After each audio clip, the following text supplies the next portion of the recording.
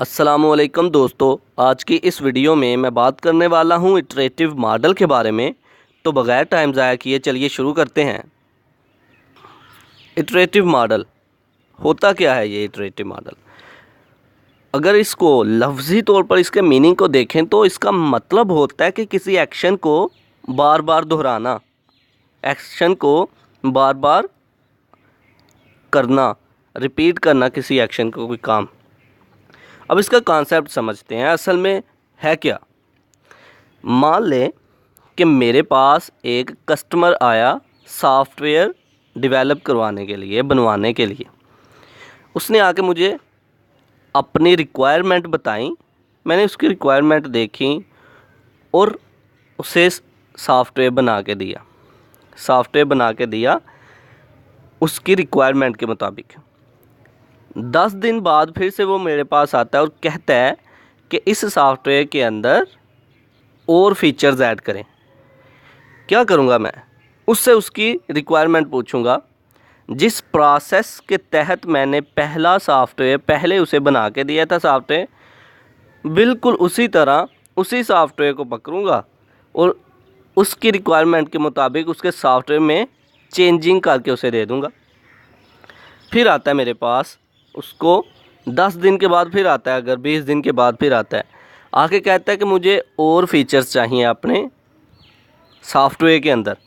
क्या करूँगा मैं उसी टेम्पलेट को पकड़ूँगा, फिर से उसकी रिक्वायरमेंट के अकॉर्डिंग, उसकी रिक्वायरमेंट के मुताबिक फिर से न्यू फीचर्स जो हैं उसके सॉफ्टवेयर में ऐड कर दूँगा उसकी रिक्वायरमेंट के मुताबिक। तो मैंने क्या किया? मैंने ये किया कि पहले मैंने छोटे लेवल पे, स्मॉल लेवल पे छोटा सॉफ्टवेयर उसे बना के दिया। उसकी रिक्वायरमेंट बढ़ी, इंक्रीज़ हुई, मैंने उसकी रिक्वायरमेंट के मुताबिक फिर एक बड़ा सॉफ्टवेयर बना दिया। जो छोटा सॉफ्टवेयर था उसी के अंदर न्यू फीचर उसकी रिक्वायरमेंट के मुताबिक ऐड किए। फिर उसकी रिक्वायरमेंट बढ़ी, मैंने फिर से उसी सॉफ्टवेयर में न्यू फीचर्स ऐड किए। अब ये सारा प्रोसेस हो क्या रहा था? सारा प्रोसेस सेम ही था। सेम कैसे था? वो मेरे पास आता था, कम्युनिकेशन करता था, मैं रिक्वायरमेंट गैदर करता था। रिक्वायरमेंट गैदर करने के बाद मैं सिस्टम को फिजिबिलिटी स्टडी करता था। उसके बाद मैं सिस्टम को, सॉफ्टवेयर को डिज़ाइन करता था। डिज़ाइन करने के बाद कोडिंग, कोडिंग के बाद टेस्टिंग और टेस्टिंग के बाद उसे इम्प्लीमेंट करने के लिए दे देता था। इसी तरह दूसरी बार आया, मैंने फिर से यही प्रोसेस किया, लेकिन इसमें न्यू फीचर्स ऐड किए। यानी कि हर स्टेप में, हर आने वाले स्टेप में मैं न्यू से न्यू फीचर ऐड करता रहा।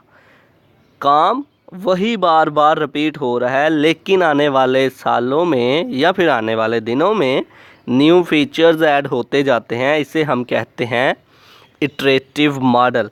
ऐसा मॉडल जिसके तहत हम किसी सॉफ्टवेयर को पहले स्मॉल लेवल पे बनाते हैं, उसके फीचर्स कम होते हैं, लेकिन फिर जब दोबारा से उसे रिपीट किया जाता है उसके अंदर फीचर्स ऐड किए जाते हैं, उसकी फंक्शनैलिटी को बढ़ाया जाता है। फिर अगर फिर से हमने फिर प्रोसेस करना है, इसी तरह प्रोसेस रिपीट होता रहता है। एक एग्ज़ाम्पल, आपको एक सॉलिड एग्ज़ाम्पल बता दूं। फेसबुक आप देख लें। फेसबुक को अगर आप देखें, 2004 में फेसबुक जो है मार्क ज़करबर्ग ने बनाई थी। तो फेसबुक जो है 2004 में इतनी फेमस नहीं थी और उसका टेम्पलेट भी कुछ इस तरह का था कि इतनी सिक्योर भी नहीं थी।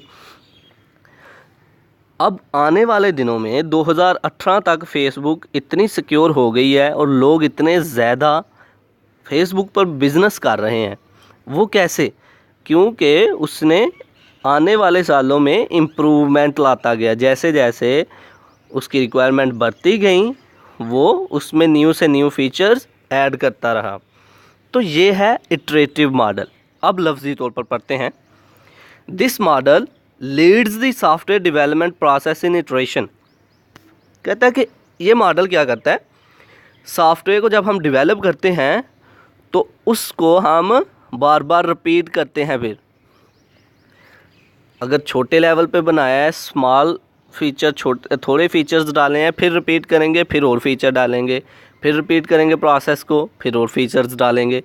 It projects the process of development in cyclic manner, repeating every step after every cycle of SDLC process. कहता है कि हर स्टेप को रिपीट किया जाता है। जैसे कम्युनिकेशन पहले की थी, कस्टमर के आने से फिर कम्युनिकेशन करनी है, रिक्वायरमेंट फिर से गैदर करनी है, इसी तरह ये प्रोसेस जो है रिपीट होता रहता है। The software is first developed on very small scale and all the steps are followed which are taken into consideration. कहता है कि सॉफ्टवेयर जो है सबसे पहले बहुत ही स्मॉल स्केल में बनाया जाता है। Then on every next iteration more features and modules are designed, coded, tested and added to the software।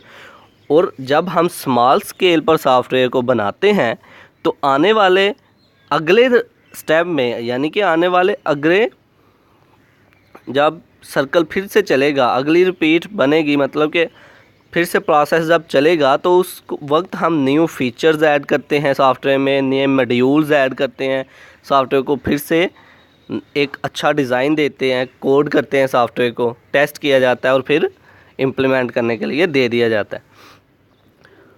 अब every cycle produce a software which is complete in itself and has more feature and capabilities than that of the previous one. कहता है कि फ़र्ज़ करो पहले process में पहली दफ़ा जब सॉफ्टवेयर बनाया तो वो स्मॉल स्केल का था, फिर सॉफ्टवेयर बनाया, उसमें न्यू फीचर्स ऐड हुए, उसमें थोड़ी सी इम्प्रूवमेंट आई, फिर सॉफ्टवेयर बनाया, उसमें और इम्प्रूवमेंट आई।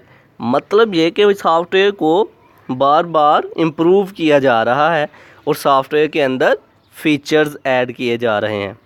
तो ये था आज का हमारा लेक्चर जिसमें हमने बात की इटरेटिव मॉडल के बारे में। आने वाले लेक्चर में इसके एडवांटेज और डिसएडवांटेज के बारे में बात की जाएगी। आई होप कि आप लोगों को मेरी ये वीडियो पसंद आई होगी। Like this video, share this video and comment below this video if you have any question. Thanks for watching. Subscribe focus group. अल्लाह हाफिज़।